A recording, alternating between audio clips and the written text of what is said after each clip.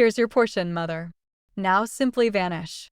My offspring Thomas positioned himself in my cooking area, the identical space where I'd instructed him in flipping flapjacks 4 decades prior, and passed me a packet holding $10,000 in bills. His gaze, mirroring his dad's hue yet entirely alien in its iciness, observed me with the impersonal precision of an individual wrapping up an annoying deal. I unsealed the packet, tallied the notes with the measured composure I'd honed over 4 decades instructing secondary literature, and then performed an action that obviously disturbed my offspring.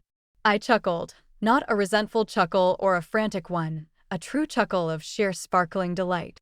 The sort of chuckle that leaves others profoundly uneasy since they miss the punchline. Is there humor in this? Thomas inquired, his neatly trimmed fingers straightening his upscale neckwear, a fidgety trait he'd possessed since university. $10,000, I stated, placing the packet on my aged wooden dining surface for Montgomery Estate. 180 acres of top-tier Texas upland terrain, a functioning livestock enterprise, and a vintage residence, along with my Mustang Roadster. I moved my head side to side, continuing to grin. That's an incredible deal you've secured for yourself. His look grew taut. The agreement is finalized, mother. I've already transferred the land to Dawn Builders. They're starting construction on an upscale senior living complex next month. Your fresh suite at Oak Ridge Senior Residence is prepared and available. How considerate of you to organize my destiny, I responded, serving myself a mug of Java from the brewer that had been percolating upon his entry. I didn't extend any to him. When precisely did I relinquish the estate to you, Thomas? I appear to have overlooked that specific instance. A spark of discomfort traversed his features before his entrepreneur's facade re-established itself. Last year, following your medical stay for lung infection, we concurred it was logical for me to manage the land affairs so you wouldn't need to fret over them. The falsehood was so audacious, so completely invented that I nearly respected the pure boldness. I had truly been admitted to the hospital temporarily the prior year, but no such dialogue had transpired, and I had definitely authorized no conveyance papers. I understand, I remarked, tasting my Java. And the Mustang. When did I consent to separate from the vehicle your dad presented me for our silver wedding? Mother, don't complicate matters. Thomas exhaled, checking his luxury timepiece. The purchaser is traveling from Houston tomorrow to retrieve it. I secured you maximum value. $75,000. That's incorporated in the total arrangement with Dawn. I inclined my head reflectively. So kind of you to bargain for me. And this $10,000? I patted the packet. That's my slice of the almost $3 million you're getting for land you don't possess. Thomas's tolerance evidently unraveled. Listen, I wasn't obligated to provide you with anything. The estate is mine. Has been for months. I'm attempting to treat you fairly, arranging a pleasant spot where you'll receive proper attention, giving you pocket change to smooth the shift. Most offspring would simply dispatch their elderly parent to the least expensive care facility available. Most offspring, I concurred gently, don't fabricate papers to pilfer their parents' land, either. His features reddened, the initial authentic feeling he'd shown since showing up. I didn't fabricate papers, I concluded for him. Perpetrate senior deceit, vend land that isn't yours, organize the removal of a vintage vehicle you don't control? Is that what you intended to refute, Thomas? The brief fracture in his poise mended itself as he stood taller, employing the patronizing manner I'd grown to identify lately, the one implying I was growing forgetful or muddled. Mother, we've covered this repeatedly. You consented the estate was overwhelming for you to oversee solo. You authorized the conveyance forms. If you're struggling to recall these talks, that's precisely why this relocation is essential. I placed my Java mug down with intentional precision. At 67, my palms were roughened by years of estate labor, but they remained steady. Not even currently, confronting the astonishing disloyalty of my sole offspring. Allow me to be perfectly explicit, Thomas. I never authorized any conveyance forms. I never assented to vending Montgomery Estate or my Mustang, and I'm definitely not experiencing any recall problems. I held his stare squarely. What I am experiencing is an issue with my offspring perpetrating deceit. For an instant, real worry flashed over his features before his assurance reinstated itself. He truly grinned. That belittling grin saved for troublesome senior parents who don't grasp what's beneficial for them. Mother, I realize this is distressing. Adjustment is tough at your stage, but the setups are complete. The transaction finalizes next Friday. You must be prepared and set to relocate by Thursday dawn. He motioned toward the packet. The $10,000 is a gesture. The bulk of the earnings are entering a fund that will fund your support for your remaining days. How extremely thoughtful, I whispered. Thomas checked his timepiece once more. I must return to the workplace. I'll stop by this weekend to assist with beginning the boxing. Concentrate on individual belongings. The fresh location is completely equipped. As he proceeded to the exit, I summoned him. Thomas, one inquiry. He halted, pivoting with evident impatience. Yes. Did you ever ponder why I've appeared so compliant this past week? Why I abruptly ceased disputing the estate after battling to retain it for years? A glint of doubt crossed his features. You ultimately saw reason, acknowledged I was correct throughout. I grinned. Not the affectionate grin of a parent, but the informed grin of an individual clutching 4 aces in a major wager contest. You may wish to reconsider that finalization timeline, I remarked softly. There could be certain issues. What do you mean? His tone grew sharp with the initial trace of real worry. Merely an intuition I possess, I answered, lifting the packet of bills and extending it to him. You ought to reclaim this. You'll require it more than I shall. Thomas didn't accept the packet, his assurance clearly faltering. Cease the theatrics, Mother. All is organized. The forms are authorized. The transaction is proceeding. If you insist, I concurred amiably. Convey my regards to Emily. I haven't received word from my grandchild recently. I assume you've been informing her about all these setups for my tomorrow. The reference to his offspring, my cherished grandchild, who was completing her 2nd year at Texas A&M, prompted Thomas to recoil mildly. Emily has her exams. I didn't wish to divert her with household matters. Extremely thoughtful, I inclined my head. Well, I won't detain you from your crucial appointment. I have some communications to initiate myself. After Thomas departed, I stayed at the dining surface, rotating my marriage band on my digit. A routine of 45 years that had persisted in the 5 years since Robert's passing. The heaviness of my offspring's disloyalty weighed on my torso like a tangible load. But underneath it smoldered a distinct feeling, the serene, unyielding resolve that had guided me through every obstacle existence had offered. I grasped the telephone and entered a familiar sequence. Sarah, it's Eleanor Montgomery. I require a meeting with you immediately. It's concerning the estate and some precautionary steps we reviewed. As I conversed with my attorney and long-standing companion, I stared through the cooking area pane at the undulating grounds of Montgomery Estate, terrain that had observed my nuptials, my offspring's initial strides, my spouse's concluding exhalations, and now the supreme disloyalty by the youngster we had nurtured with such optimism and affection. Thomas thought he had engineered the ideal strategy to eliminate both his aging parent and her prized land in one streamlined operation. He presumed I was merely another bewildered elderly lady, readily influenced and finally helpless. What he didn't realize, what he had never troubled to discover, was that I had devoted the last 2 weeks implementing a strategy of my own. A strategy that would not only safeguard my land, but would instruct my offspring a teaching he would always remember. The $10,000 in bills still rested on my cooking area surface. His offensive parting gift for a lifetime of parenting. I would abandon it there, a testament to his avarice and my disillusionment, until he uncovered precisely what I had accomplished. I lifted my Java mug, savored a content taste of the now tepid mixture, and permitted myself another minor chuckle. By this time next week, Thomas would comprehend the complete significance behind the ancient proverb about instructing grandmothers to extract eggs. Or, in Texas vernacular, never undervalue an elderly estate lady who devoted her existence outsmarting everything from livestock thieves to dry spells to financial advances. Thomas was about to absorb that teaching the difficult way. If you're viewing, please join the channel, approve it, and share in the remarks where you're viewing from. I'd sensed Thomas was scheming something for months. Label it parental instinct or just the insight that emerges from nurturing a youngster from babyhood. I recognized when my offspring was plotting. The abrupt attentiveness, the recurrent worries about my capacity to oversee the estate, the timely emergence of senior community pamphlets on my lounge table following his stops.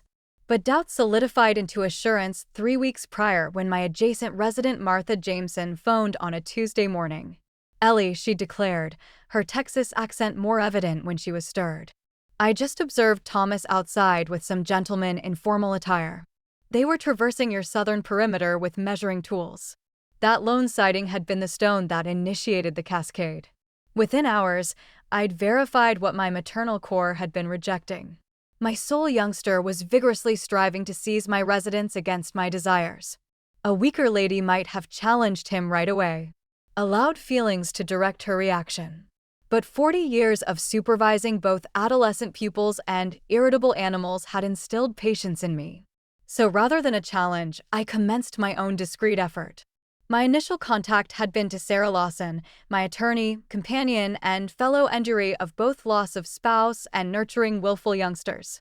Within 24 hours, we'd gathered what she playfully termed Team Eleanor.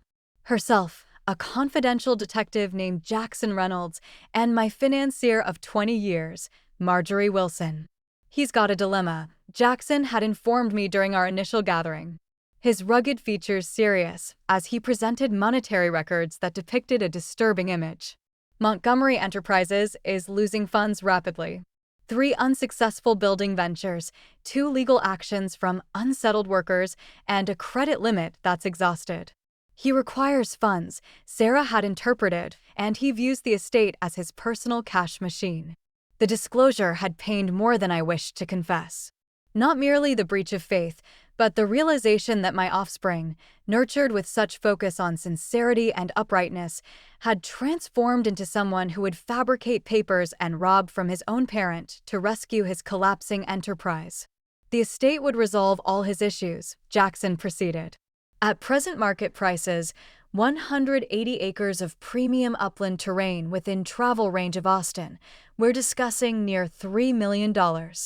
And Dawn Builders is eager for precisely this type of land for their upscale senior communities. So instead of requesting aid or confessing his enterprise is collapsing, he's resolved to vend my residence without my awareness. I had uttered the phrases like cinders in my mouth. Sarah had extended across her workstation to clasp my palm. "Ellie, I know this is agonizing, but we must concentrate on shielding you and the estate. Thomas has already produced counterfeit conveyance papers. He's advancing swiftly." That dialogue had launched our countermeasures. While Thomas thought he was shrewdly maneuvering to vend land he didn't control, I was discreetly fortifying it out of his grasp. Now, as I concluded after verifying the ultimate particulars with Sarah, I proceeded to the front veranda of the estate residence Robert and I had affectionately preserved for 4 decades. The late afternoon glow enveloped the wavy scenery in amber illumination, highlighting the ancient oaks that had observed generations of Montgomery legacy. "You'd be so let down, Robert," I whispered to the vacant seat next to me, the one where my spouse had devoted innumerable evenings observing the Texas dusk. "But I believe you'd endorse what I'm about to execute." My telephone sounded, disrupting my reflection with Robert's recollection. The display showed Emily, my grandchild, Thomas's offspring, and the one untainted delight that stayed unspoiled in my existence. "Grandma," her tone conveyed the bright zeal that always evoked Robert. "I just wrapped up my final exam. I was considering I could travel to the estate tomorrow rather than delaying until the weekend. I've longed for you and the equines so greatly." My core tightened. Emily didn't know what her dad had executed, what he was intending to execute. Thomas had purposefully kept her unaware, knowing her devotion to me and her passion for Montgomery Estate might disrupt his plots. "I'd adore that, dear," I stated, making an instant choice. "In fact, there's something vital we need to address. Something about the estate and your dad." A hesitation. "Is all well, Grandma? You sound altered." Insightful as ever, another attribute she shared with Robert. "We'll converse when you arrive. Travel cautiously and message me when you're en route." After we disconnected, I sat observing the extending shadows advance across the meadow where our modest group of Hereford livestock fed tranquilly. Emily's appearance would hasten my schedule. But perhaps that was optimal. She merited to know what was occurring before it erupted publicly. My Mustang Roadster, the 1965 vibrant crimson classic that Robert had astonished me with on our silver anniversary, rested in the storage where I'd concealed it after discovering Thomas had organized its vending. The notion of him nonchalantly disposing of something so dear to me, as if it were merely another resource to convert to cash, seared like corrosive in my torso. "That's not occurring, Robert," I vowed to the evening breeze. Not the Mustang, not the estate, none of it. My telephone vibrated with a message from Jackson. "Papers verified, submitted with district recorder. Land conveyance finished. Awaiting verification of entry." I grinned, experiencing the initial true contentment since uncovering Thomas's disloyalty. The mechanisms were operating now. The snare prepared and positioned. All that lingered was to observe it activate. Standing from my veranda seat, I proceeded indoors to ready for Emily's appearance. The estate residence, an expansive one-level stone edifice that Robert and I had enlarged over the decades, felt particularly valuable now that I'd almost forfeited it. Every entrance frame etched with grandchildren's increasing statures, every scuffed plank that groaned in known spots, every pane enclosing a vista we'd selected deliberately. This wasn't merely land. It was the tangible representation of existence constructed with devotion and intent. I halted in the corridor, examining the household images that adorned the partitions. Thomas as a fair-haired lad on his initial mount. Thomas in his secondary graduation attire, surrounded by Robert and me, our expressions radiant with pride. Thomas on his marriage day, youthful and attractive next to Caroline, who had separated from him when Emily was 7. When had that bright-gazed lad become a gentleman who could dispassionately orchestrate his parents' removal?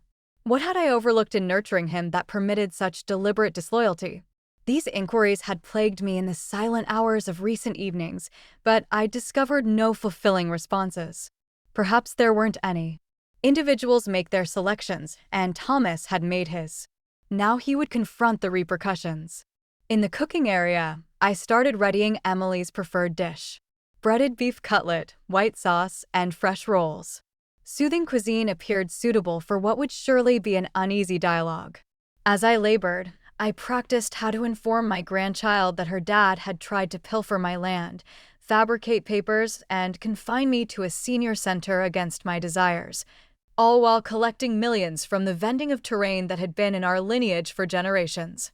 More demanding still, how to clarify what I had executed in reply, and the part she would now perform in safeguarding Montgomery Estate for the tomorrow. The beef crackled in the iron pan that had been my mother's prior to me, infusing the cooking area with known scents. Outside, the initial stars emerged in the intensifying Texas heavens, unaltered by human conflicts or disloyalties. Whatever transpired next, I was prepared. Thomas had made his action, believing he possessed all the advantages. He had no notion I'd been engaging in a distinct contest entirely. Emily appeared just after midday the following day, her old SUV stirring up a plume of dirt as it jolted down the estate path.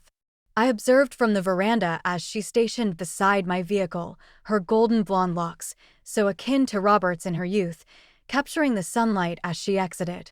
At 19, my grandchild had blossomed into an exceptional young lady, clever, diligent, and holding a serene uprightness that sometimes made my core ache with familiarity. She had Robert's stature and lean frame, my emerald gaze, and a bond to Montgomery Estate that ran profoundly.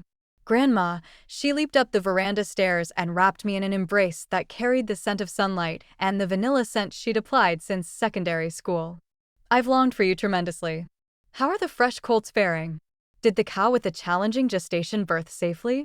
Her prompt queries about the estate activities brought a grin to my features. Unlike her dad, Emily had never regarded Montgomery Estate as simply property. From the moment she could waddle behind me in tiny ranch boots, she had accepted every facet of estate existence. The splendor and the difficulty, the liberty and the duty. "The colts are flourishing, and Stella birthed a robust male calf 2 weeks prior," I relayed, guiding her indoors. "Java? Or are you still favoring that chilled brew phase from university?" "Java?" Absolutely. Exam period demanded hazardous quantities of stimulant. She trailed me to the cooking area, placing her satchel on a seat with the relaxed assurance of someone utterly comfortable. So, what's this vital matter we need to address? You sounded earnest on the call. I occupied myself with the Java brewer, gaining a few seconds to arrange my ideas. It's concerning your dad, I commenced, maintaining my tone balanced and some choices he's made about the estate. Emily's look immediately intensified. What's Dad executed now? Is he still urging you to vend and relocate to that absurd senior center? Her prompt jump to the accurate general concern surprised me. You were aware of that? She huffed, taking the cup of Java I extended her. He's been discussing it for months. Informed me it was for your benefit and that the estate was too demanding for someone your stage. I informed him he was being absurd. You're fitter than most folks half your stage. A surge of appreciation swept over me at her automatic support. It extends beyond urging now. Your dad has taken definite actions to compel the matter. I inhaled deeply. He's fabricated papers conveying ownership of the estate to himself and has organized to vend it to a building firm. Emily's Java cup halted midway to her mouth. He's what? With the same meticulous accuracy I'd once employed to clarify intricate writings to unwilling adolescents, I presented the proof. The counterfeit conveyance papers, the gatherings with Don Builders, the vending pact for nearly $3 million, and ultimately his generous disbursement of $10,000 intended to purchase my acquiescence. By the time I concluded, Emily's features had lost color, substituted by a rush of fury that reminded me strongly of Robert in his infrequent moments of true indignation. That's unlawful, she stated ultimately, her tone quivering. It's deceit. It's senior mistreatment. She halted, placing down her cup with such intensity that Java spilled over the edge. I can't accept he would do this to you. To this location. Individuals sometimes make frantic selections when they're in distress, I remarked, surprised to discover myself providing context that might lessen Thomas's deeds. Your dad's enterprise is collapsing. He needs funds urgently, so he robs from his own parent. Emily rose, striding the cooking area with restless vigor. Vends the estate without your knowledge. Attempts to dispatch you to some elevated care home. She halted abruptly, pivoting to confront me with fear, supplanting fury. Can he truly accomplish this? Could we forfeit the estate? I permitted myself a minor, content grin. No, he can't. And we won't, her forehead creased in bewilderment. But if he fabricated papers, I've been conscious of your dad's plot for several weeks, I clarified. Long enough to enact some countermeasures of my own. Relief surged her features. You've contacted the authorities? Not yet, I remarked, motioning for her to resume seating. I've adopted a different method. One that shields the estate enduringly while offering your dad a chance to evade legal accusations if he elects to rectify. Over the next half hour, I clarified the legal actions I'd taken with Sarah's assistance, the establishment of a preservation restriction encompassing 85% of Montgomery Estate, guaranteeing it could never be built upon no matter who controlled it in the future, and the conveyance of the leftover 15% into Emily's title, with lifelong usage privileges reserved for myself. The papers were submitted yesterday, I wrapped up. The estate is now formally protected from building, and you, my dear, are a landholder. Emily gazed at me, evidently digesting this massive change. You place part of the estate in my title, but why not retain it all for yourself? Because you're the tomorrow of Montgomery Estate, I remarked plainly. You always have been. Your dad sees terrain as a product to be traded for gain. You see it the way your grandfather, and I always did, as something to be treasured and managed for generations. Tears gathered in her gaze. But what occurs when Dad attempts to finalize his vending? When he uncovers what you've executed, that I conceded is going to be disagreeable. The vending is planned to conclude next Friday. Thomas will uncover then, if not earlier, that he's tried to vend land he doesn't control and never did. He'll be enraged, Emily murmured. Certainly, I concurred. But he'll also be revealed. The fabricated papers, the attempted deceit, all of it will surface. Don Builders will retreat from the agreement instantly to evade legal entanglements. Will you pursue accusations? Her query struck the core of my continuing internal conflict. I exhaled, extending across the surface to grasp her palm. I haven't resolved. Part of me desires to, not from revenge, but because deeds should have repercussions. Another part recalls cradling him to slumber as an infant, instructing him to mount his first equine, observing him complete university. My tone faltered unexpectedly. He's still my offspring, Em. Despite all, Emily clasped my palm, her gaze mirroring comprehension beyond her age.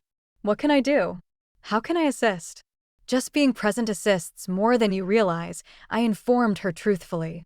But there is something particular I need your help with. Your dad has organized to vend my Mustang to an enthusiast from Houston. The purchaser is arriving tomorrow. Her gaze widened. Grandpa's anniversary present to you? Dad's vending that too? I inclined my head somberly. For $75,000, funds he intended to collect while informing me it was included in my arrangement. Thus she appeared lost for terms that could sufficiently capture such a disloyalty. Indeed, I concurred. The vehicle is presently concealed in a protected storage in Johnson City, courtesy of the confidential detective I employed. I need your aid recovering it and relocating it elsewhere before the purchaser appears. Emily's look transitioned from astonishment to resolve. Just inform me when and where. We devoted the rest of the afternoon planning not just the Mustang recovery, but also readying for the unavoidable challenge with Thomas. Emily demanded on remaining at the estate until all was settled, rescheduling her summer employment timetable to handle the household crisis. As dusk neared, we proceeded to the veranda with glasses of chilled brew, observing the dusk color the elevations in tones of amber and violet. The easy quiet between us felt like a salve after the sentimental strength of our dialogue. "Grandma," Emily ultimately remarked, her tone soft in the assembling twilight. "Do you think Dad will ever grasp what he nearly discarded? Not just the terrain worth, but all of this." Her motion included the panorama before us, the wavy meadows, the ancient live oaks, the feeling of permanence and connection that defined Montgomery Estate. I pondered her query meticulously. "I don't know, dear. Some individuals never learn to appreciate what truly counts. But I hope this encounter will be an awakening, an opportunity for him to reevaluate his focuses." "And if it isn't," she urged, "then we'll proceed without him," I remarked plainly. "The estate will persist as it has through dry spells and inundations and household conflicts before this one. What counts is that we safeguarded it for the tomorrow. Your tomorrow and perhaps someday your offspring's." Emily inclined her head, her look grave in the diminishing illumination. "I won't disappoint you, Grandma. I vow." "I know you won't," I reassured her, feeling for the initial time since uncovering Thomas's disloyalty, a true sense of tranquility.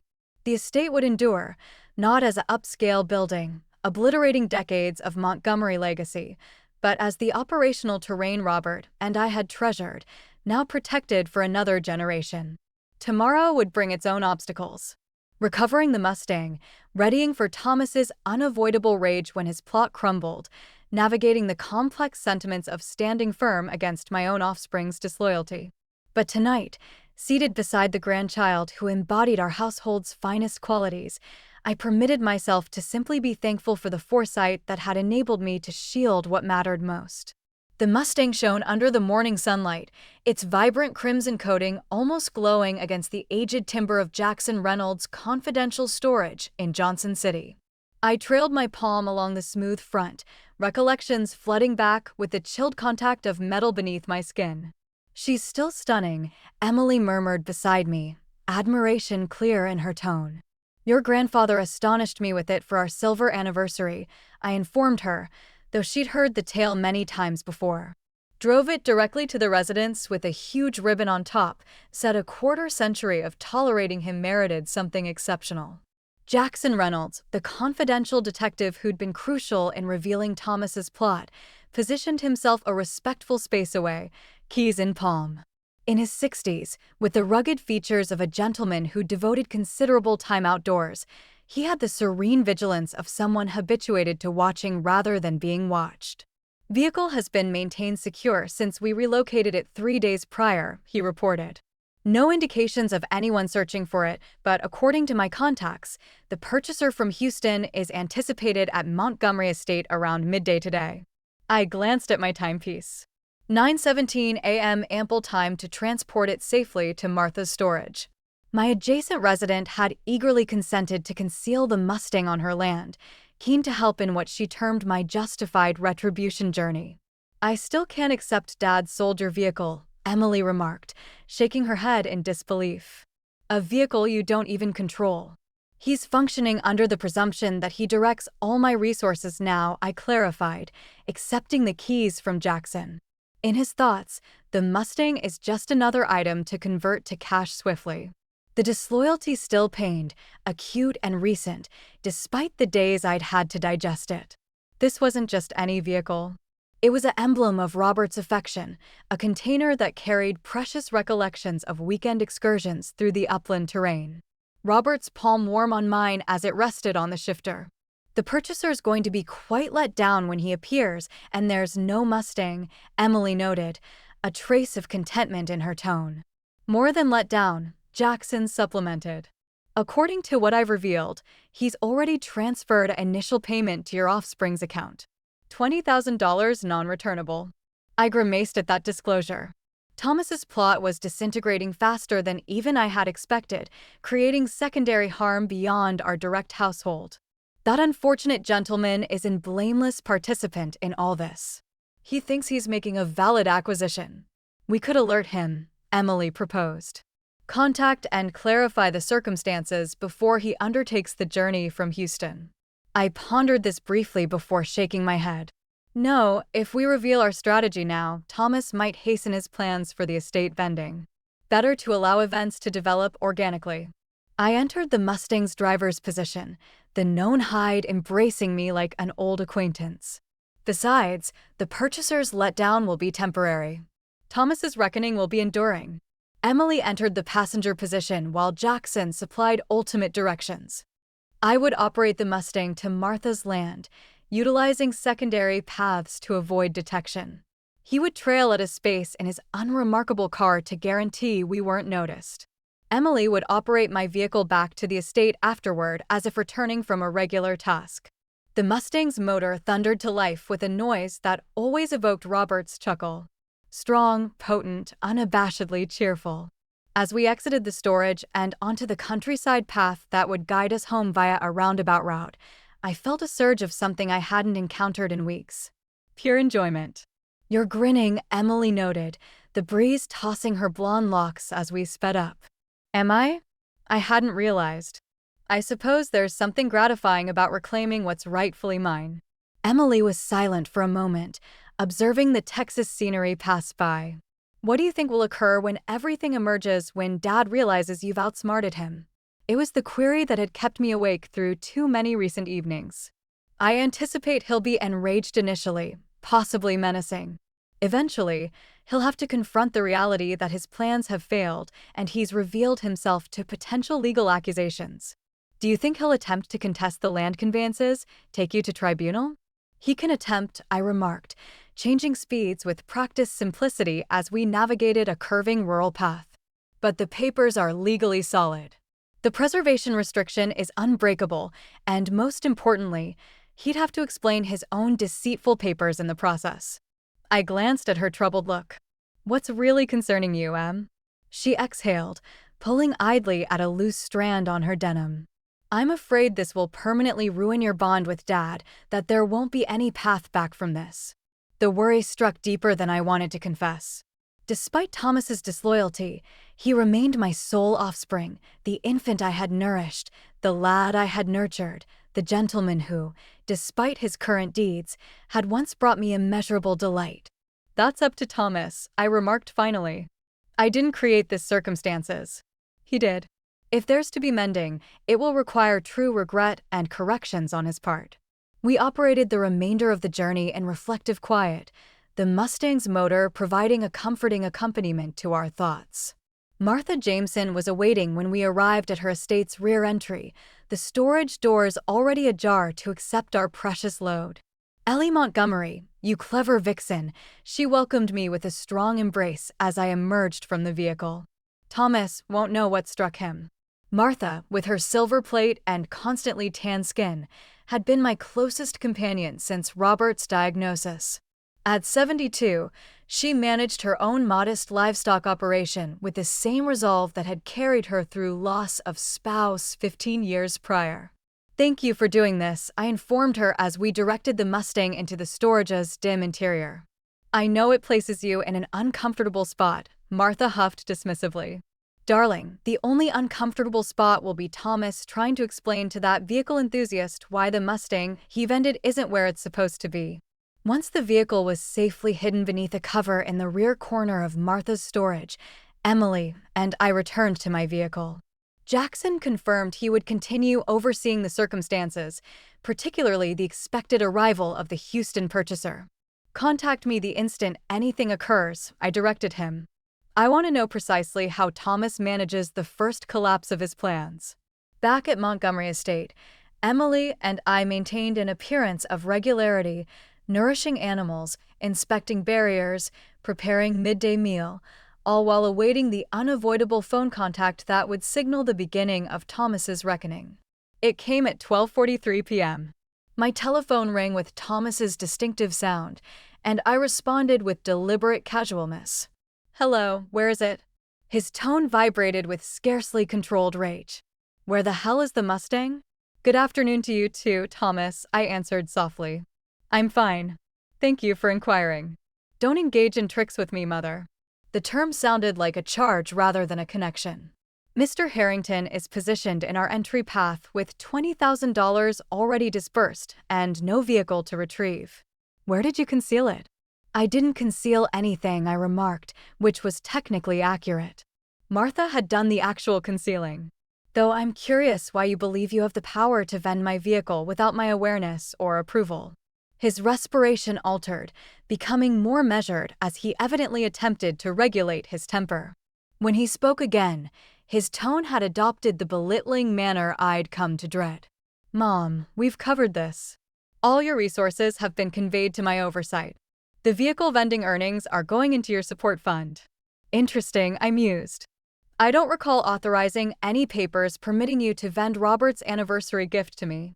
Perhaps you could refresh my recollection about when that happened." A heavy pause filled the connection. "This is senior confusion, Mom. We discussed this months prior. You consented the vehicle was impractical for someone your stage." "Did I?" I kept my tone light, almost inquisitive. How odd that I have no memory of such an agreement. Perhaps I should converse directly with Mr. Harrington and clarify the circumstances. "Don't you dare." The facade of tolerance slipped, revealing the alarm beneath. "I'll manage this. Just inform me where you've concealed the vehicle, and we can resolve everything else later." "I'm afraid I can't do that, Thomas. The Mustang isn't for vending. Not today, not ever. It was Robert's gift to me, and I intend to retain it." I hesitated, then added quietly, "just as I intend to retain Montgomery Estate."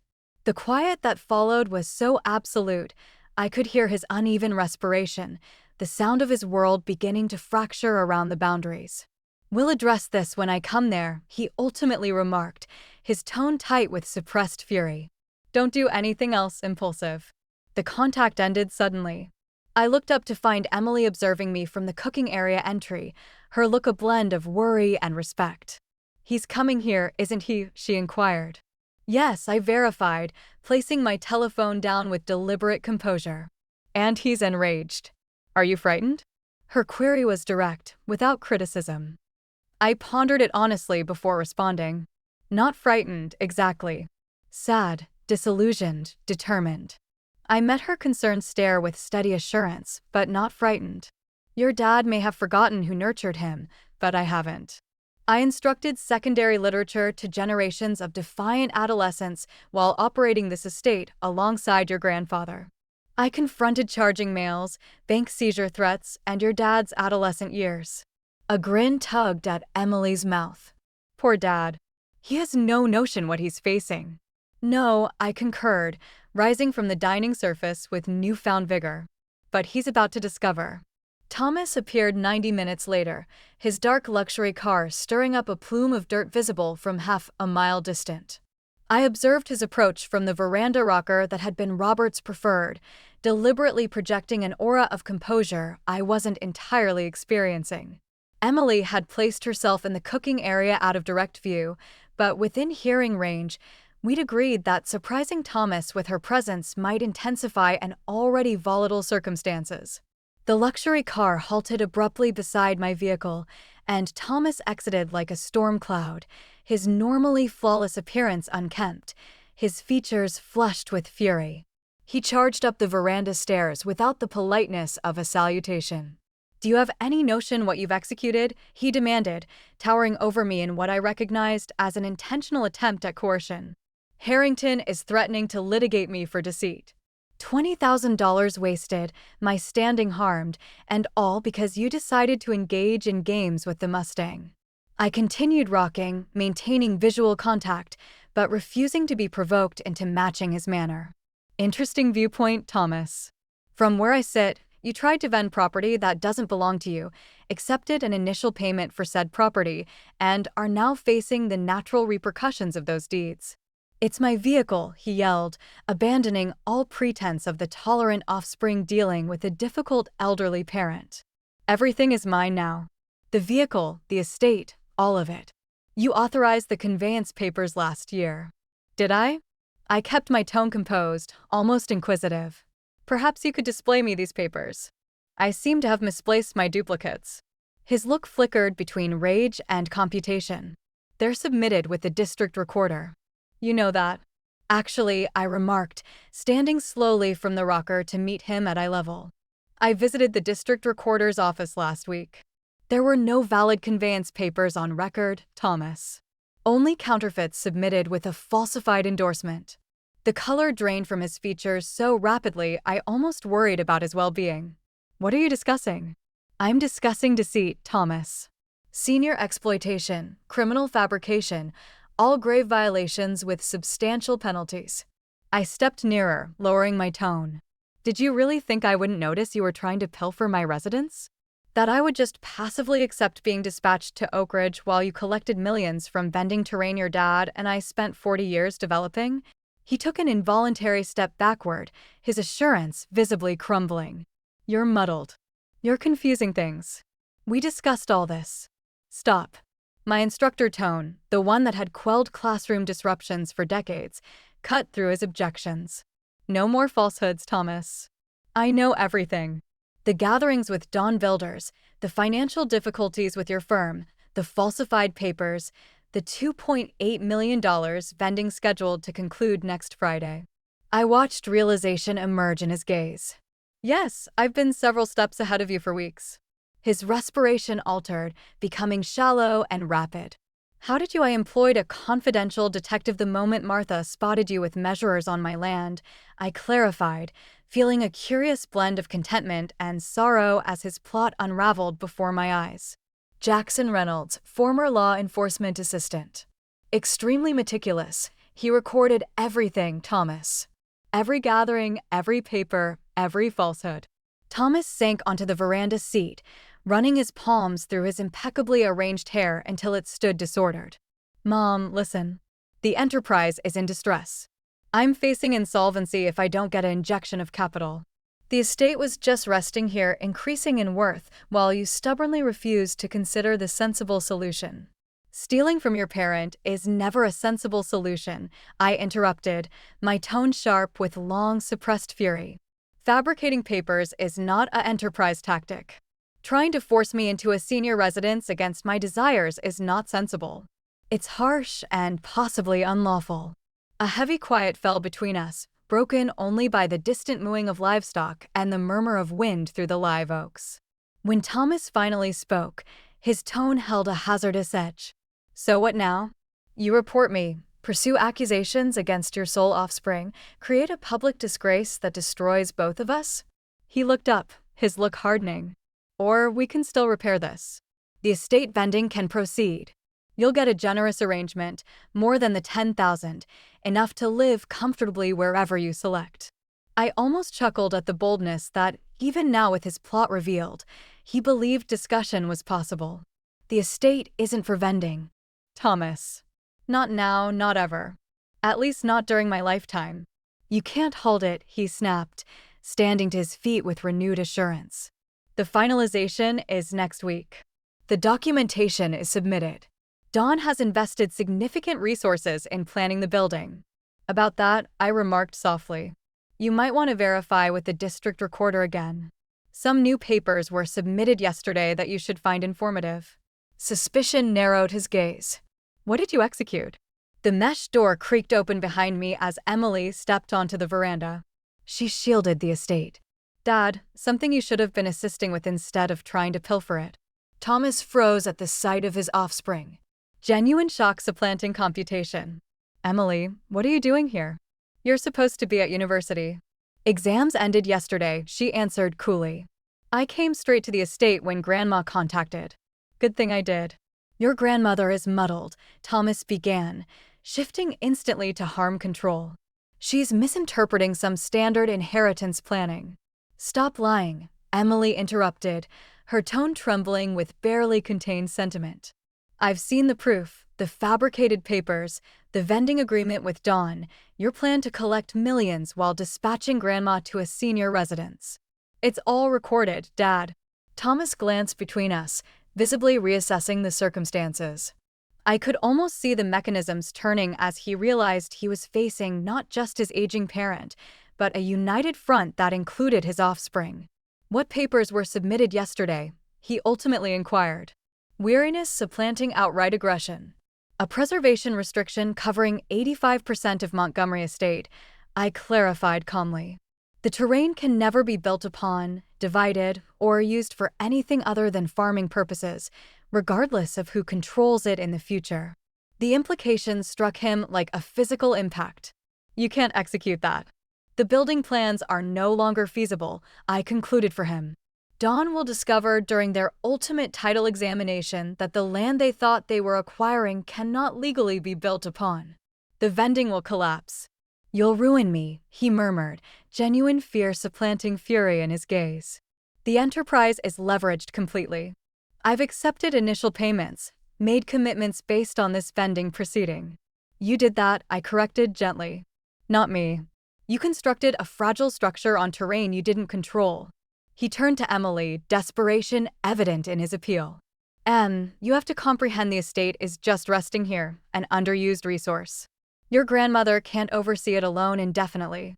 I was trying to create financial security for everyone. Emily's look remained unaffected. By fabricating papers, by vending Grandpa's anniversary gift to Grandma, by deceiving everyone involved, she shook her head. Don't try to present this as something honorable, Dad. It was theft, plain and simple.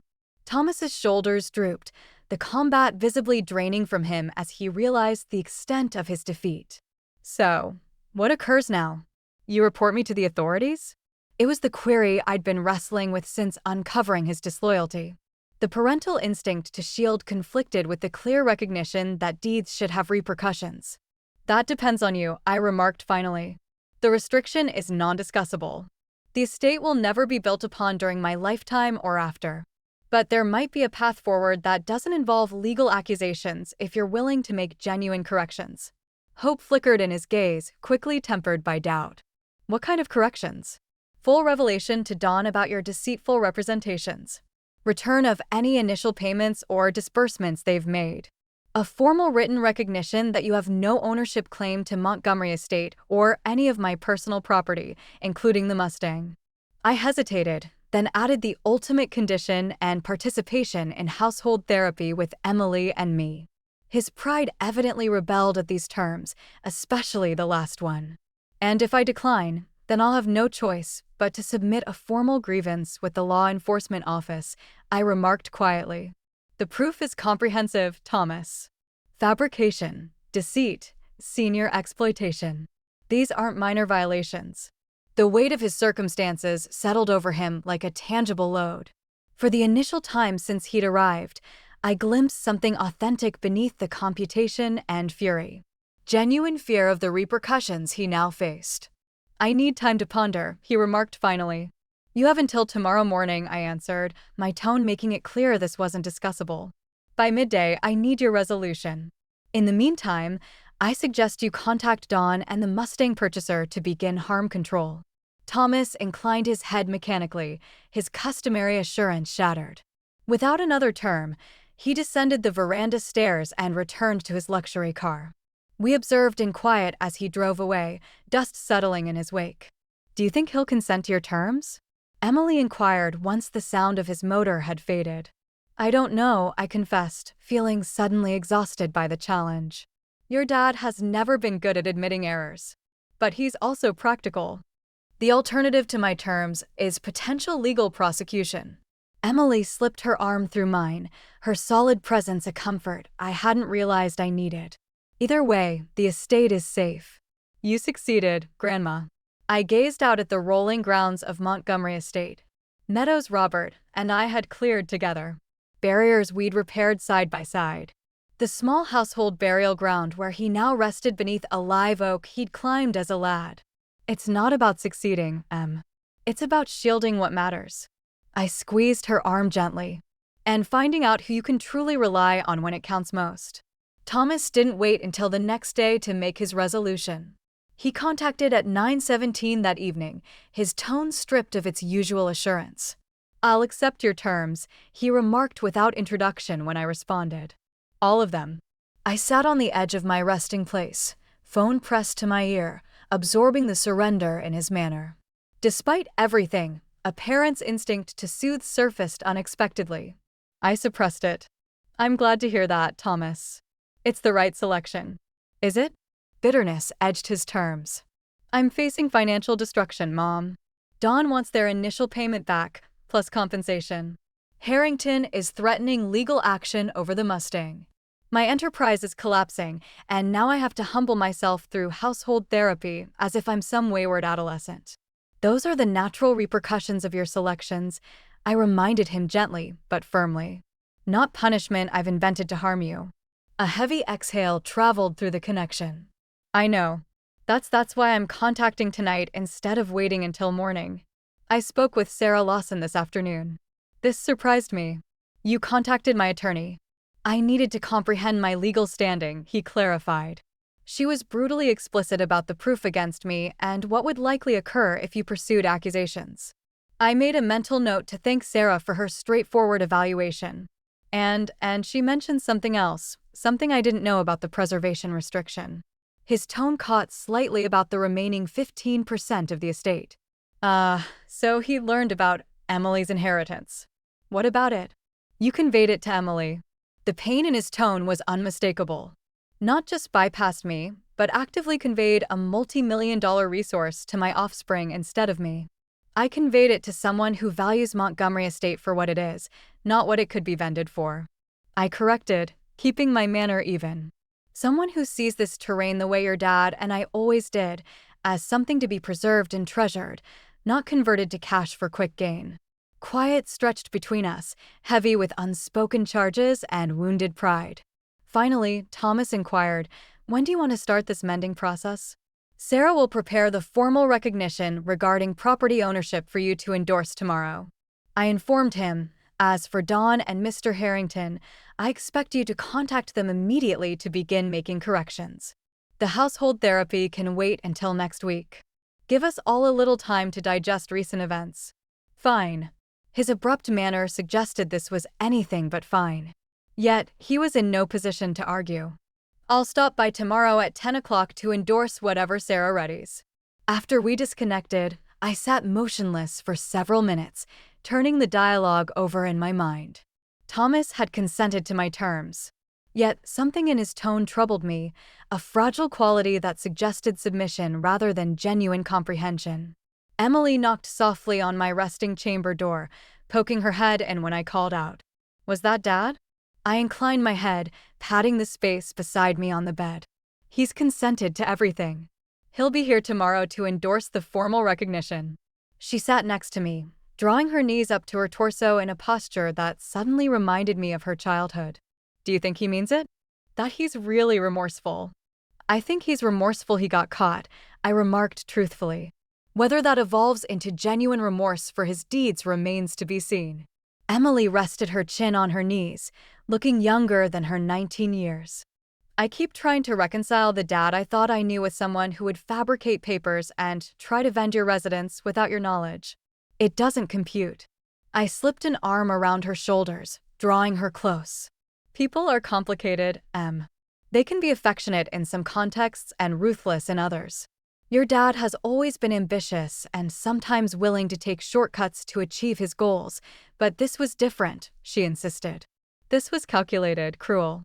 Yes, I concurred, unable to soften this painful truth. It was. We sat in quiet for a few moments before Emily inquired the query. I'd been dreading. Can you ever forgive him? It was the heart of the matter, the query I'd been asking myself through sleepless nights since discovering Thomas's disloyalty.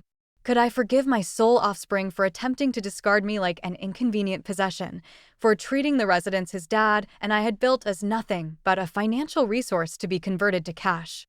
Forgiveness isn't a single resolution, I remarked finally.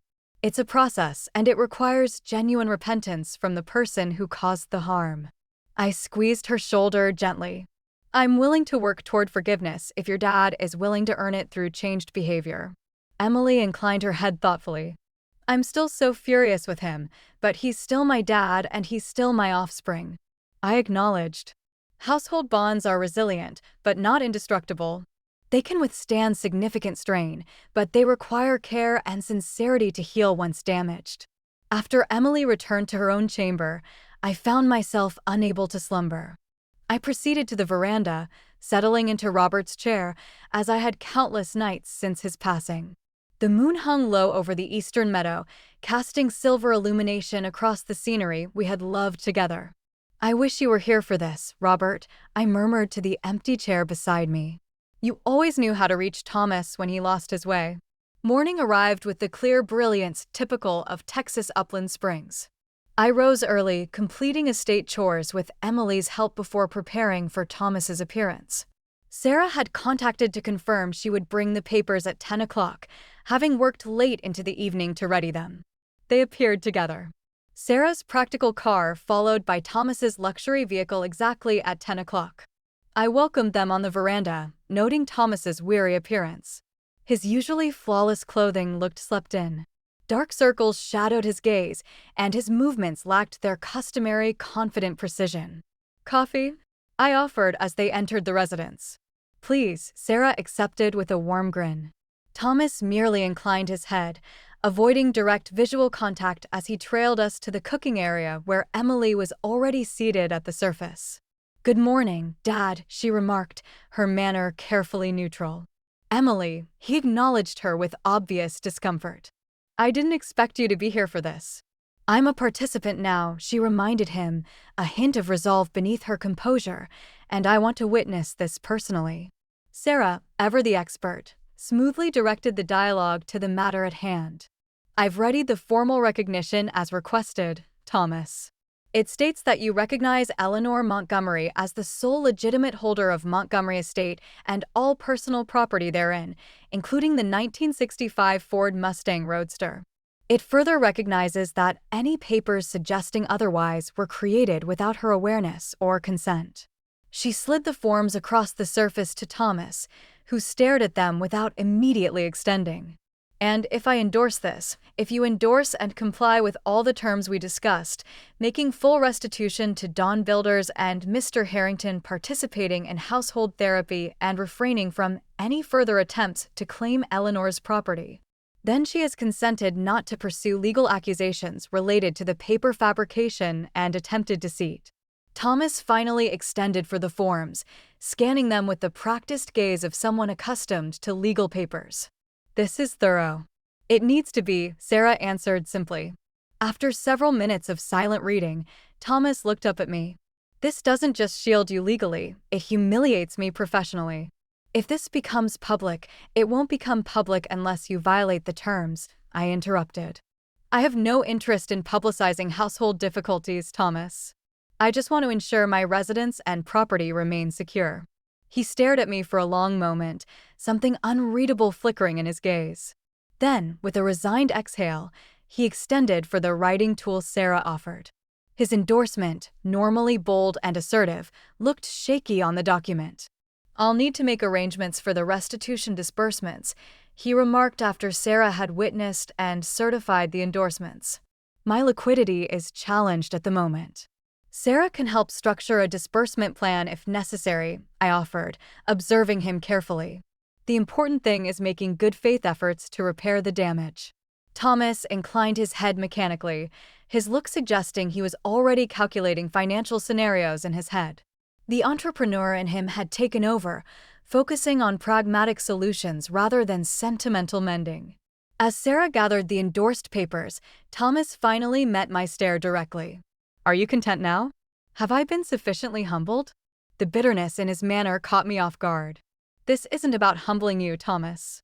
It's about shielding what's mine and establishing boundaries that should never have been crossed. Of course, he answered, his tone empty. You've made your point perfectly clear. The estate means more to you than I do. Always has. Before I could respond to this fundamental mischaracterization, he stood abruptly. I need to go. I have contacts to make to begin the restitution process. Emily rose from her seat. Dad. But Thomas was already moving toward the exit, his rigid posture broadcasting his desire to escape further dialogue. We trailed him onto the veranda, where he hesitated briefly, surveying the estate with an expression I couldn't quite interpret. I'll contact you about scheduling the therapy, he remarked without turning around. Then he was gone, striding to his vehicle with quick, furious steps. As his luxury car disappeared down the path, Emily turned to me with troubled gaze. That didn't feel like mending. No, I concurred quietly. It didn't. Sarah, who had witnessed the entire exchange with professional reserve, offered a gentle viewpoint. Healing isn't linear, Eleanor. Thomas has had his entire worldview challenged in the span of a few days. His plans have collapsed. His financial security is threatened, and he's been forced to confront some uncomfortable truths about himself. It will take time for him to digest all of this. If he chooses to digest it at all, Emily muttered, her disillusionment evident. I gazed after the dust plume marking Thomas's departure, feeling a complex blend of victory and loss. I had shielded Montgomery Estate, secured it for the tomorrow Emily represented. Yet the cost had been steep. The already strained bond with my sole offspring now hung by the barest thread, weighted with resentment and wounded pride on both sides. We've executed what needed to be executed, I remarked finally. As much to convince myself as the others. The rest is up to Thomas. 3 weeks passed with minimal contact from Thomas. He sent formal messages documenting his restitution arrangements with Dawn Builders and the Mustang purchaser copied to both Sarah and me. Business-like communications devoid of personal content. When Sarah proposed potential therapists and session times, his responses were prompt but curt, agreeing to dates while expressing nothing about his feelings regarding the process. The estate settled into early summer patterns. Livestock moved to fresh meadows, garden produce maturing under the intensifying sun, barrier repairs completed before the worst heat arrived. Emily had decided to remain for the entire summer, deferring her planned internship in favor of assisting me with estate operations, and I suspected keeping an eye on my well-being. On a particularly warm Thursday afternoon, Martha appeared unannounced, her ancient pickup rattling up the path as Emily and I were repairing a water container in the East Meadow. Thought you might want to know, she announced without introduction as we approached. Thomas's residence is up for vending. Sign went up this morning. The news struck me with unexpected force. His residence? The one in Austin. Martha inclined her head somberly. Realtor companion called me. Said it's listed substantially below market value. A motivated vendor situation. Emily and I exchanged concerned glances. Thomas's home in one of Austin's most prestigious areas had been his pride and joy. A 5,000 square foot showcase property he'd often reminded us was worth nearly $2 million. Did your companion mention why he's vending? I inquired Martha. Not officially, she answered. But word travels fast in real estate circles. Apparently, he's facing significant financial pressure. The collapse of the Dawn agreement was just the beginning of his troubles. I absorbed this information with a growing sense of unease. Thomas's enterprise had already been struggling when he attempted to vend Montgomery Estate. Without that influx of cash, combined with the restitution disbursements he'd consented to make. His financial circumstances might be dire indeed. Have you conversed with him recently? Martha inquired, her directness tempered by genuine concern. Not really, I confessed. We have our first therapy session scheduled for tomorrow, but our communication has been strictly formal since he endorsed the recognition. Martha's rugged features creased with sympathy. Proud gentlemen fall the hardest, Ellie, and your boy has always had more pride than sense. After she departed, Emily and I finished the container repair in thoughtful quiet. Back at the residence, as we cleaned up for evening meal, Emily finally voiced what we'd both been thinking. Do you think Dad's going insolvent? I exhaled, drying my palms on a cloth embroidered with blue flowers. A gift from Robert, our first holiday on the estate. It's possible the enterprise was already in trouble, and the additional financial obligations from his attempted deceit may have pushed him over the edge. Emily leaned against the cooking area counter, her look troubled. Should we do something? The query carried layers of complexity. What exactly could or should we do? Thomas had attempted to pilfer my residence and property. He had fabricated papers, deceived repeatedly, and treated me with callous disregard. Yet, he remained my offspring, Emily's dad, Robert's sole youngster. Let's see what occurs at the therapy session tomorrow, I proposed. That will give us a better sense of where he stands, not just financially, but sentimentally. The household therapist Sarah had recommended maintained an office in a converted historic residence in Johnson City. Dr. Abigail Winters specialized in household dynamics and senior issues. Expertise perfectly suited to our circumstances. Thomas was already seated in the waiting area when Emily and I appeared, his attention fixed on his device, his posture rigid with tension. Hello, Thomas. I welcomed him, striving for a neutral manner. He looked up, inclining his head. Acknowledgement without warmth. Mom, Emily. The formality between us, parent and offspring, dad and offspring, felt painfully unnatural. Dr. Winters emerged from her workspace moments later. A lady in her 50s with compassionate gaze and an aura of quiet authority. The Montgomery household. I'm Dr. Winters. Please enter. Her workspace offered comfortable seating arranged to facilitate dialogue rather than confrontation. Cushioned seats positioned in a loose circle rather than opposing sofas. She began by establishing ground rules for our sessions, emphasizing respectful communication and the goal of understanding rather than simply assigning blame. Before we begin addressing specific issues, she remarked once we were settled, I'd like each of you to share what you hope to achieve through these sessions. Eleanor, would you start? I gathered my thoughts carefully. I hope to understand how we reached this point, how my offspring could believe it was acceptable to fabricate papers and attempt to vend my residence without my awareness. And I hope to find a path forward that allows us to rebuild some measure of trust and bond. Dr. Winters inclined her head encouragingly. Emily. My grandchild shifted in her seat, visibly uncomfortable with the therapist's spotlight. I want to understand, too. And she glanced at Thomas. I want my dad back. The one I thought I knew before all this happened. Thomas's look remained carefully neutral, though a muscle twitched in his jaw at Emily's terms. When his turn came, he cleared his throat before speaking. I'm here because it's a condition of avoiding legal accusations, he stated flatly. I've consented to make restitution to the affected parties and participate in these sessions. I'll fulfill those obligations. Dr. Winters regarded him thoughtfully. That explains your presence, Thomas, but not what you hope to achieve while you're here. He shrugged. A gesture of forced indifference. Closure, I suppose, a recognition that household bonds sometimes reach their natural conclusion. His terms sent a chill through me. Natural conclusion? Thomas, we're not discussing a business partnership. We're talking about parent and offspring, dad and offspring. Bonds that come with obligations and expectations I apparently couldn't meet, he answered, an edge creeping into his tone. You've made your priorities clear, Mom. The estate means more to you than I do. Always has. You've ensured I can never have it, not even after you're gone, by placing it in a preservation restriction and giving Emily the only conveyable portion. Dr. Winters interjected before I could respond. Thomas, I hear significant hurt in your terms. Can you help us understand why you feel the estate represents a priority over you in your parents' eyes? Thomas laughed without humor.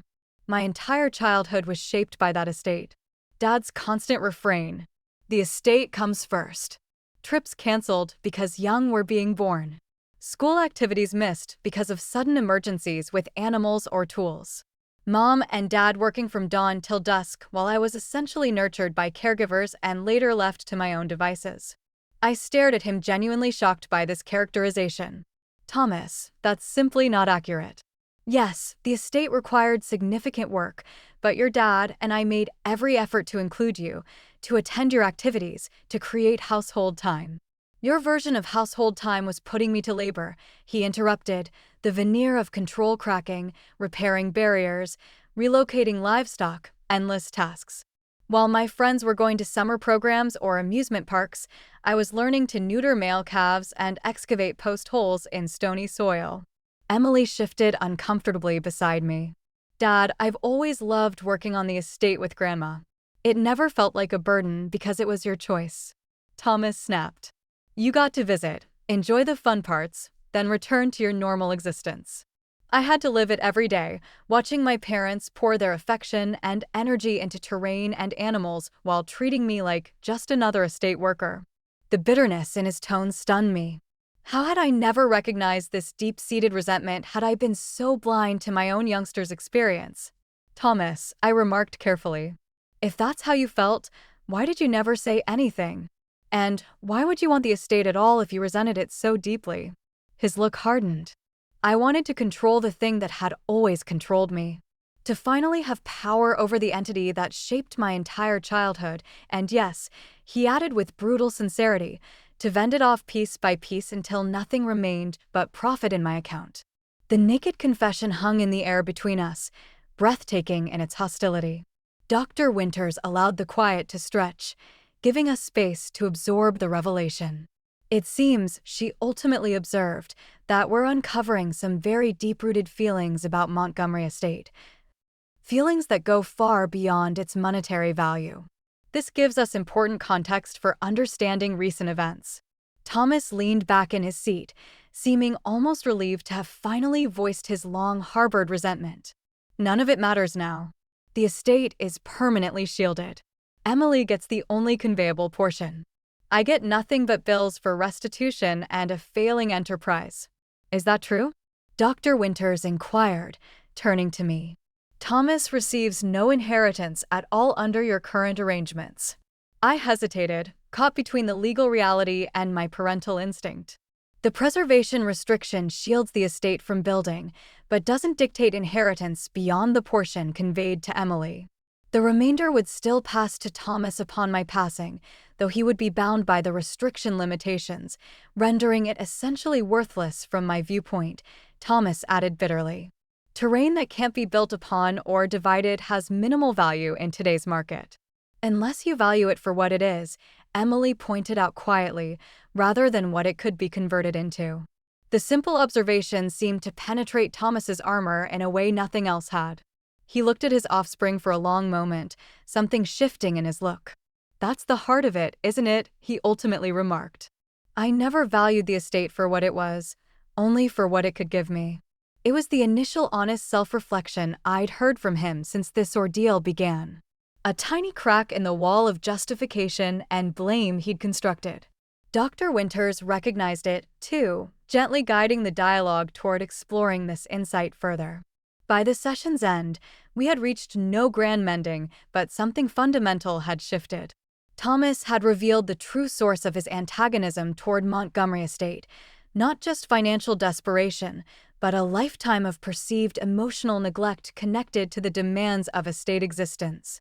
As we prepared to depart, Dr. Winters suggested we each reflect on what we'd learned before our next session. Thomas lingered in the parking area beside his vehicle as Emily and I approached mine. Is it accurate? He inquired abruptly. About the residence? Martha says, you know it's for vending. I inclined my head, seeing no reason to pretend ignorance.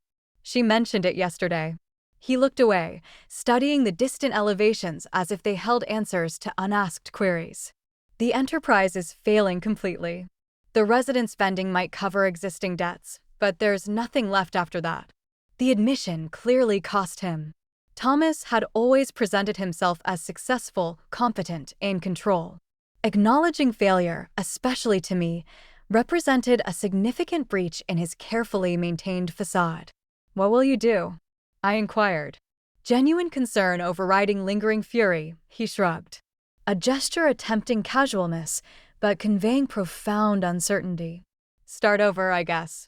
At 42, with no resources, damaged professional standing, and offspring support disbursements I can barely meet. Emily stepped forward, her look softening. "Dad, where will you reside after the residence vends?" "I'm looking at rentals," he answered, not meeting her gaze. Nothing elaborate, obviously. A moment of quiet stretched between us, filled with unspoken queries and tentative possibilities. Finally, I found myself saying terms I hadn't planned or even consciously considered. "The old supervisor's dwelling on the west edge of the estate has been vacant since Miguel retired. It needs work, but it's structurally sound." Thomas stared at me, clearly struggling to digest the implicit offer. "You're suggesting I relocate to the dwelling on the estate?" "If you need a place to stay while rebuilding," I clarified, as surprised by my offer as he was. "It would be temporary, of course." "Of course," he echoed, something unreadable flickering in his gaze. "I'll ponder it."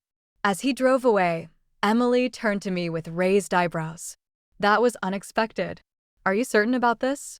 I wasn't certain at all. The idea had emerged spontaneously, perhaps from that reservoir of parental instinct that never quite empties, no matter the hurt or disloyalty. Or perhaps from the new understanding of Thomas's bond with the estate, the resentment that had festered beneath the surface for decades. "We'll see if he accepts," I remarked finally. Sometimes healing begins with the smallest acts of grace. Thomas contacted 3 days later. His tone carried an unfamiliar quality. Hesitation mingled with forced casualness. "I've been pondering your offer," he remarked after minimal courtesies. "The supervisor's dwelling. I'd like to view it again before deciding." I consented to meet him that afternoon, a strange nervousness fluttering in my stomach as I waited for his appearance. Emily had gone into town for supplies, leaving me to face this moment alone. Perhaps that was best. Thomas and I had 42 years of shared history to navigate, most of it now recontextualized by his revelations in therapy. The dwelling sat on the western edge of Montgomery Estate, a simple stone structure nearly as old as the main residence. Miguel Rodriguez, our longtime supervisor, who had retired to live with his offspring in San Antonio 2 years prior, had maintained it meticulously during his tenure. Still, after 2 years of vacancy, nature had begun reclaiming its territory. Wild blooms crowding the front trail, live oak limbs scraping against the covering, dust coating the panes. I was waiting on the small veranda when Thomas's luxury vehicle appeared. He'd traded in his usual enterprise attire for denim and a collared top, clothes more appropriate for inspecting a rural property, but still carrying an urban crispness that seemed at odds with the setting. "It's smaller than I remembered," he noted as he approached, studying the dwelling with appraising gaze. "You haven't been inside since you were an adolescent," I reminded him, unlocking the front entry. "Your perspective has likely altered."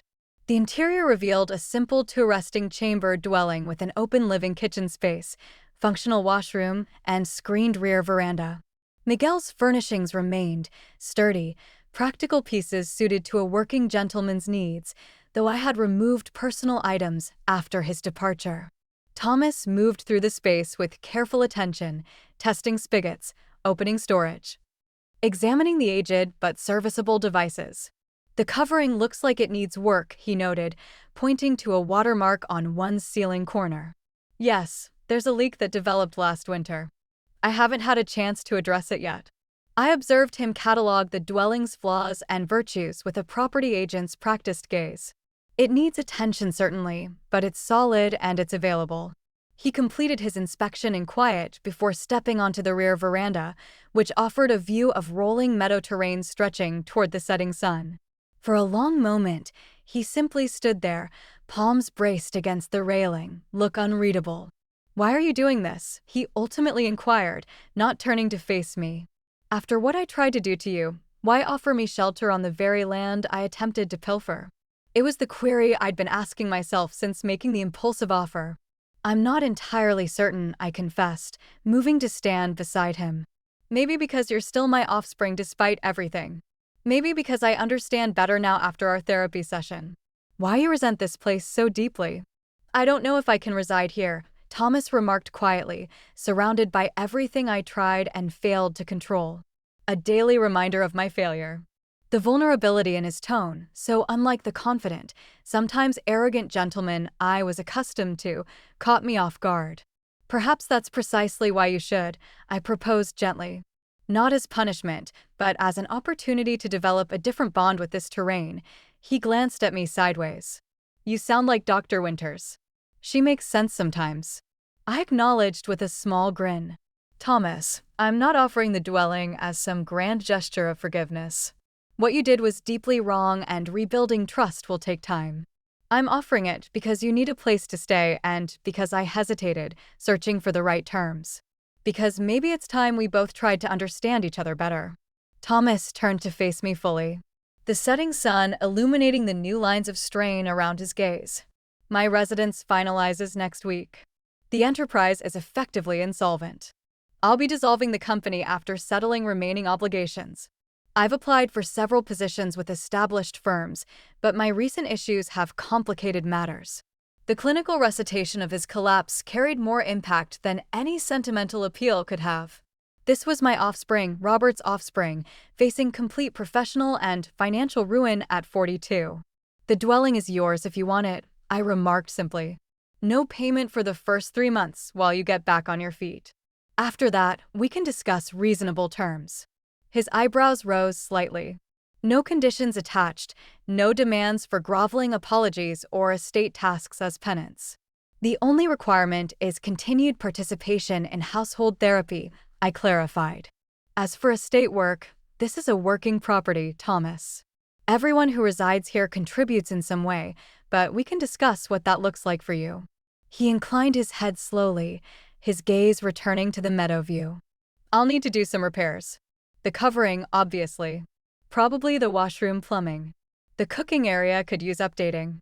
If you're willing to do the work, I'll cover materials," I offered, recognizing this focus on practical matters as his way of digesting the circumstances. "I'll ponder it," he remarked, though his manner suggested the resolution was already made. 2 weeks later, Thomas relocated to the supervisor's dwelling. The timing coincided with Emily's planned return to university for a summer term, creating an awkward transition period where dad and offspring circled each other with careful politeness. Their bond remained strained. Emily still digesting her dad's disloyalty. Thomas struggling to reconcile his pride with his diminished circumstances. "Are you certain about this?" Emily inquired the night before her departure, assisting me wash dishes after evening meal. "Having dad here on the estate after everything?" I handed her a plate to dry, considering my response carefully. "I'm not certain of anything except that he's household, and household is complicated. He tried to pilfer your residence," she reminded me as if I could have forgotten. "Yes, and now he's lost his." I glanced out the cooking area pane toward the dwelling, where lights glowed softly in the gathering dusk. "I'm not excusing what he did, but I'm trying to understand it better." She set the dried plate in the storage with more force than necessary. "Understanding doesn't erase repercussions." "No," I concurred, "but it might help prevent history from repeating itself." After Emily departed for university, a strange new rhythm established itself at Montgomery Estate. Thomas spent his days alternating between job searches conducted via portable computer on the dwelling's veranda and steady progress on repair projects. Our interactions remained cautious, cordial greetings when paths crossed, occasional updates on practical matters, careful avoidance of deeper subjects outside our bi-weekly therapy sessions. Those sessions had continued now without Emily. Dr. Winters gently guided us through excavating decades of misunderstanding and unspoken expectations. Thomas spoke of childhood resentments, feelings secondary to the estate's demands, perceiving the terrain as a rival for his parents' attention. I shared my own viewpoint, the values Robert and I had hoped to instill through estate work, our attempts to build household traditions within the rhythms of agricultural existence, our genuine belief that we were providing him with invaluable existence experience. You both experienced the same events through completely different lenses, Dr. Winters observed during one particularly difficult session. Neither viewpoint is entirely right or wrong, just profoundly different. Gradually, almost imperceptibly, something shifted between us. The careful distance began to shrink. Not through dramatic gestures or sentimental declarations, but through small, everyday moments. I noticed Thomas had fixed the broken hinge on the main storage door, a repair I'd been postponing for months. He commented with surprising accuracy on a limping cow I hadn't yet had time to examine. I left fresh eggs on his veranda when the birds produced excess. He cleared fallen limbs from the path after a storm without being asked. One evening, about a month after he'd relocated to the dwelling, I spotted Thomas seated on his rear veranda, observing the dusk with such concentrated attention that curiosity drew me across the meadow that separated our homes. "Mind some company?" I called as I approached. He looked up, momentary surprise giving way to a nod of invitation. "Help yourself." I settled into the second rocker, a new addition he'd purchased and assembled himself, and joined him in contemplating the spectacular Texas dusk, painting the western heavens in impossible shades of orange, pink, and gold. Dad used to say Montgomery dusks were better than anything in a gallery, Thomas remarked unexpectedly, breaking several minutes of companionable quiet. The casual reference to Robert, spoken without bitterness or irony, caught me off guard. He did say that. I concurred. Recollections washing over me, usually with a chilled drink in his palm. A ghost of a grin touched Thomas's mouth and his boots propped up no matter how many times you told him not to put his feet on the furnishings. The shared recollection hung between us like a fragile bridge spanning a deep chasm, tentative but real.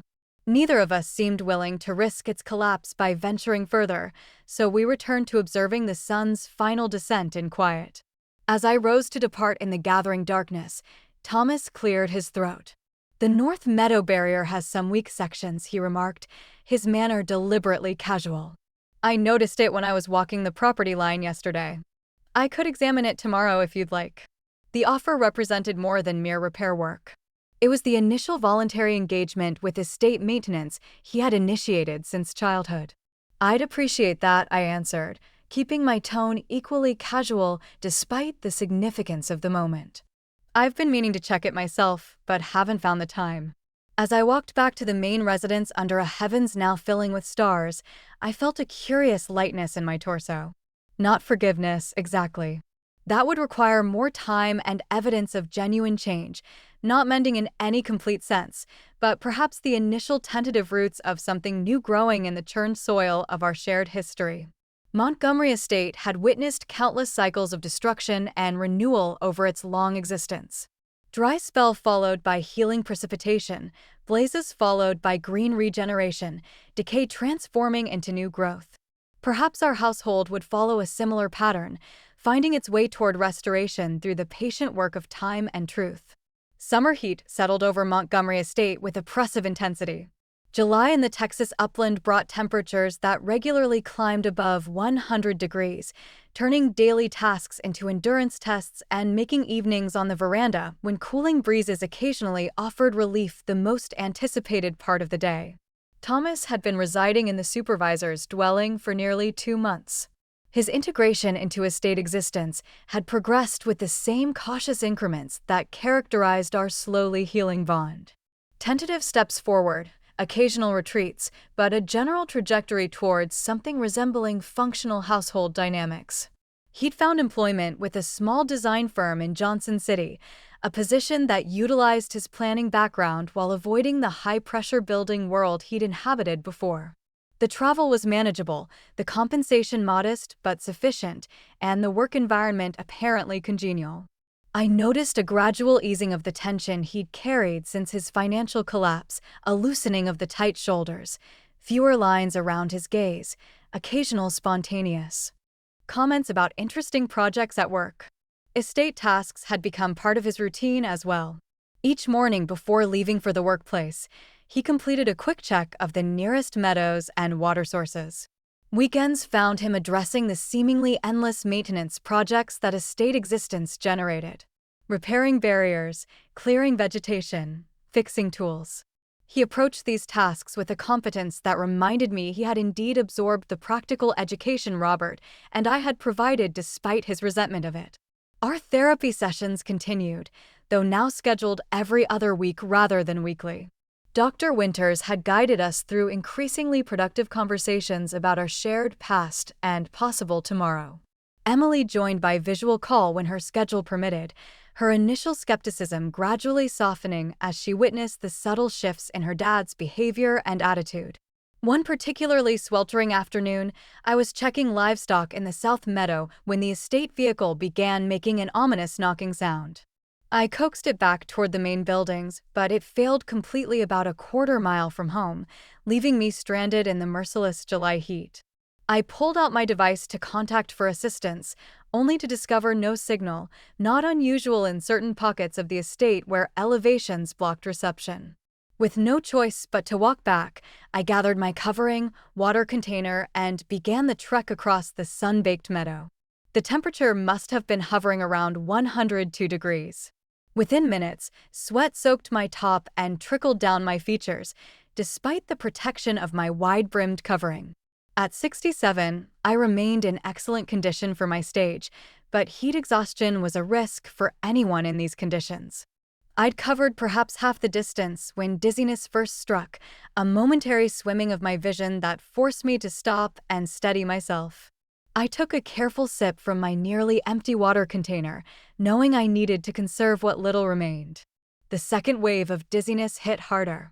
The scenery tilted alarmingly, and I found myself on one knee without quite remembering how I'd gotten there.